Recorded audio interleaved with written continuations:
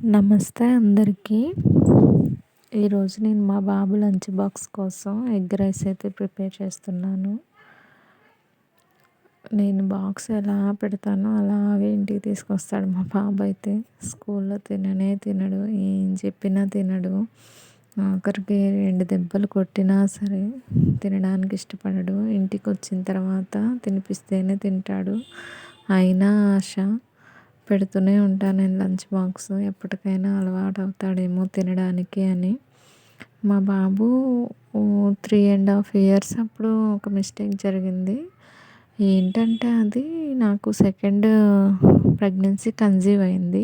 Pregnancy టైంలో చేసుకోలేక, బాబుని చూసుకోలేక కొంచెం ప్రాబ్లమ్స్ ఫేస్ చేసి, ఎలా అంటే మధ్యాహ్నమే వండిందే నైట్‌కి కూడా పెట్టేదాన్ననమాట. అంటే 2 పూటల కూర వండే ఓపిక ఉండేది కాదు ఫస్ట్. అందువల్ల పొద్దున ఏం వండుతానో అదే నైట్ పెట్టేదాన్ననమాట. దానివల్ల బాబుకి కొంచెం ఇంట్రెస్ట్ తగ్గింది. ఒకటే కూరని 2 సార్లు తినాలంటే ఎవరైనా అంతగా ఇష్టపడరు కదా! అంటే అందులో చిన్న బాబు కాబట్టి కొంచెం ఇష్టపడేవాడు కాదు తినడానికి. అయినా సరే నాకు ఓపిక ఉండక, నేను చేయలేక, చూసుకోలేక అలా పెట్టేదాన్ననమాట. అందులో మధ్యాహ్నం కూరల్లో మనం పాలుపోసి వండేవి ఉంటాయి కదా! మెయిన్ సొరకాయ, బీరకాయ అలాంటి కూరలు నై మధ్యాహ్నం వండినవి నైట్‌కి కూడా పెట్టడం వల్ల ఏమయ్యేదంటే పాలు అనేవి త్వరగా డైజెస్ట్ అవ్వవు ఫస్ట్. పాలు పోసి కూర వండడం, అదే కూరని మళ్ళీ 2, 3 టైమ్స్ పెట్టడం వల్ల మా బాబుకి డైజెస్ట్ అయ్యేది కాదు. వామిటింగ్స్ అవ్వడం, లేకపోతే కడుపులో నొప్పి రావడం అలా జరిగేది. తర్వాత బేబీ పుట్టిన తర్వాత కూడా ఇటు బేబీని చూసుకొని, అటు బాబుని చూసుకొని అన్నీ చేసి పెట్టడానికి కొంచెం ప్రాబ్లమ్‌గా ఉండేదనమాట నాకు.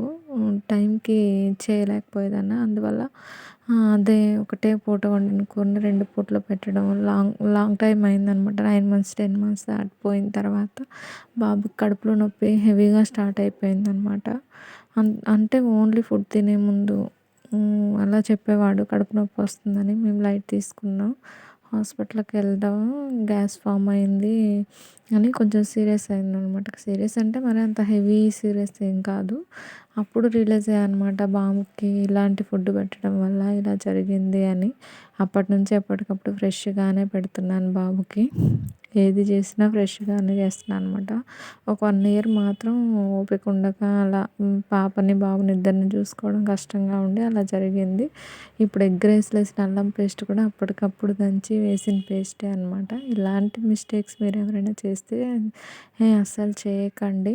Thank you for watching. Please share and subscribe. Thank you.